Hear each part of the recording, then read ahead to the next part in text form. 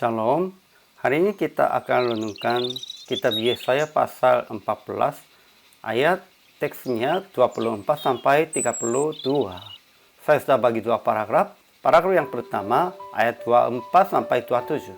Tuhan akan membinasakan orang Asyur dalam negerinya dan menginjak-injak mereka di atas gunungnya. Paragraf yang kedua, ayat 28 sampai 32. Janganlah bersukaria Filistia, karena mereka juga akan dihukum. Kesimpulannya, walaupun Asyur paling kuat, Tuhan akan membinasakan dan menginjak-injak mereka. Semua hal ini berdasar rancangan Tuhan.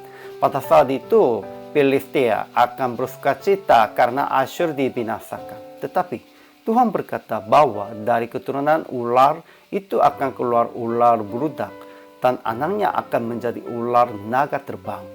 Memang Filistia akan dihinakan lagi oleh mereka, ular naga terbang. Dalam mereka hanya yang paling hina akan mendapat makanan, dan orang-orang miskin akan diam dengan tenteram. Tetapi orang-orang yang sengsara dari umatnya akan mendapat perlindungan di Sion.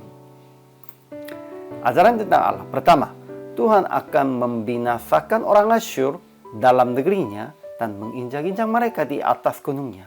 Kuk yang diletakkan mereka atas umatnya akan terbuang, dan demikian juga beban yang ditimpakan mereka atas bahunya.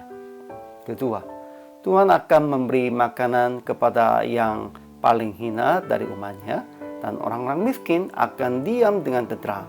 Tetapi keturunan Filistia akan ia matikan dengan kelaparan, dan sisa-sisanya akan ia bunuh.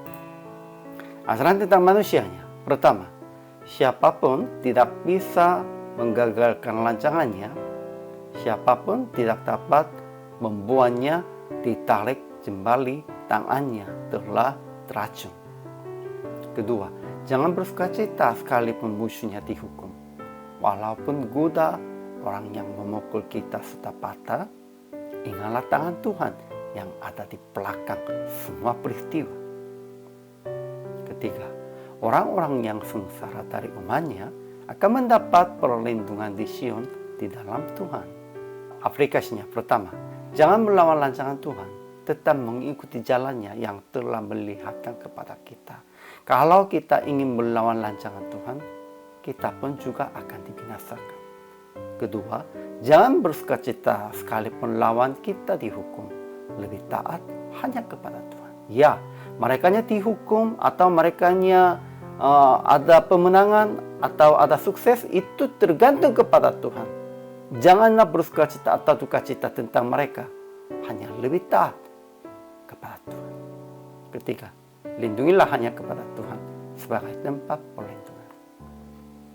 Jadi, PR praktiknya, jangan bersukacita sekalipun orang jahat dihukum, dan tetap melihat rancangan Tuhan tentang kita. Kita hanya mengikutinya jalan Tuhan sesuai dengan rancangannya. Pada waktu itu kita pasti akan berhasil. Sekalipun bukan sepertinya kesuksesan di duniawi, pasti kita akan berhasil di dalam Tuhan. Hari ini juga selama melayani, Tuhan Yesus memberkati.